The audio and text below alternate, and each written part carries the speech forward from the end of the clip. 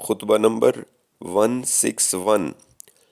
تمام حمد اس اللہ کے لیے ہے جو بندوں کا پیدا کرنے والا، فرش زمین کا بچھانے والا، ندی نالوں کا بہانے والا اور ٹیلوں کو سرسبز و شاداب بنانے والا ہے۔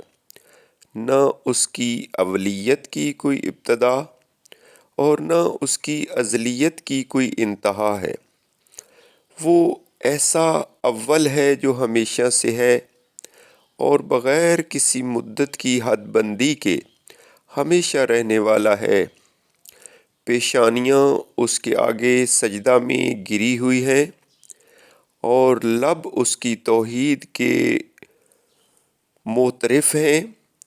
اس نے تمام چیزوں کو ان کے پیدا کرنے کے وقت ہی سے جداگانہ صورتوں اور شکلوں میں محدود کر دیا تاکہ اپنی ذات کو ان کی مشابہت سے الگ رکھے۔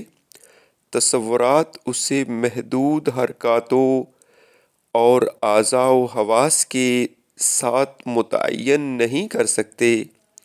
اس کے لیے یہ نہیں کہا جا سکتا کہ وہ کب سے ہے اور نہ یہ کہہ کر اس کی مدت مقرر کی جا سکتی ہے کہ وہ کب تک ہے۔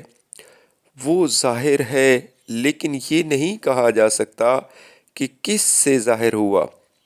وہ باطن ہے مگر یہ نہیں کہا جائے گا کہ کس میں۔ وہ نہ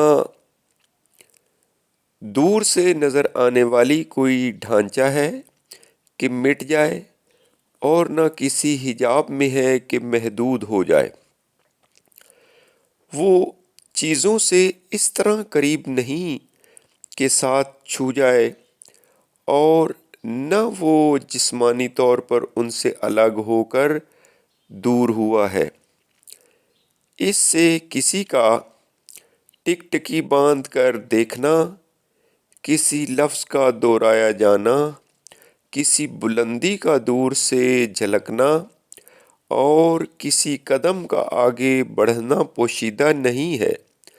نہ اندھیری راتوں میں اور نہ چھائی ہوئی اندھیاریوں میں کہ جن پر روشن چاند اپنی کرنوں کا سایہ ڈالتا ہے اور نورانی آفتاب طلوع و غروب کے چکروں میں اور زمانہ ان کی گردشوں میں اندھیرے کے بعد نور پھیلاتا ہے، کہ جو آنے والی رات اور جانے والے دن کی آمد و شد سے پیدا ہوتی ہیں۔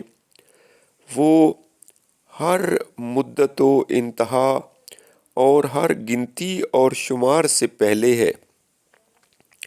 اسے محدود سمجھ لینے والے جن اندازوں اور اطراف و جوانب کی حدود اور مکانوں میں بسنے اور جگہوں میں ٹھہرنے کو اس کی طرف منسوب کر دیتے ہیں، وہ ان نسبتوں سے بہت بلند ہے۔ حدیں تو اس کی مخلوق کے لیے پیدا کی گئی ہیں اور دوسروں ہی کی طرف ان کی نسبت دی جایا کرتی ہے۔ اس نے اشیاء کو کچھ ایسی مواد سے پیدا نہیں کیا کہ جو ہمیشہ ہو، اور نہ ایسی مثالوں پر بنایا کہ جو پہلے سے موجود ہوں، بلکہ اس نے جو چیز پیدا کی اسے مستحکم کیا اور جو ڈھانچہ بنایا اسے اچھی شکل و صورت دی۔ کوئی شے اس کے حکم سے سرتابی نہیں کر سکتی، نہ اس کو کسی اطاعت سے کوئی فائدہ پہنچتا ہے۔ اسے پہلے مرنے والوں کا ویسے ہی علم ہے جیسا باقی رہنے والے زندہ لوگوں کا، اور جس طرح بلند آسمانوں کی چیزوں کو جانتا ہے ویسے ہی پست زمینوں کی چیزوں کو جانتا ہے۔ اے وہ مخلوق کہ جس کی خلقت کو پوری طرح درست کیا گیا ہے اور جسے شکم کی اندھیاریوں اور دوہرے پردوں میں بنایا گیا ہے اور ہر طرح سے اس کی نگہداشت کی گئی ہے۔ تیری ابتدا مٹی کے خلاصے سے ہوئی اور تجھے جانے پہچانے ہوئے وقت اور طے شدہ مدت تک ایک جماؤ پانے کی جگہ میں ٹھہرایا گیا کہ تو جنیں ہونے کی حالت میں ماں کے پیٹ میں پھرتا تھا، نہ تو کسی پکار کا جواب دیتا تھا اور نہ کوئی آواز سنتا تھا۔ پھر تو اپنے ٹھکانوں سے ایسے گھر میں لایا گیا کہ جو تیرا دیکھا بھالا ہوا نہ تھا اور نہ اس سے نفع حاصل کرنے کے طریقے پہچانتا تھا۔ کس نے تجھ کو ماں کی چھاتی سے غذا حاصل کرنے کی راہ بتائی اور ضرورت کے وقت طلب مقصود کی جگہوں پر پہنچوائی؟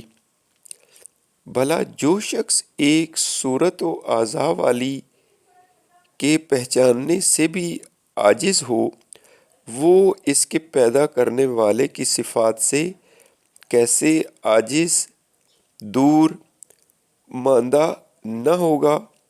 اور کیونکہ مخلوقات کسی حد بندیوں کے ساتھ اسے پا لینے سے دور نہ ہوگا۔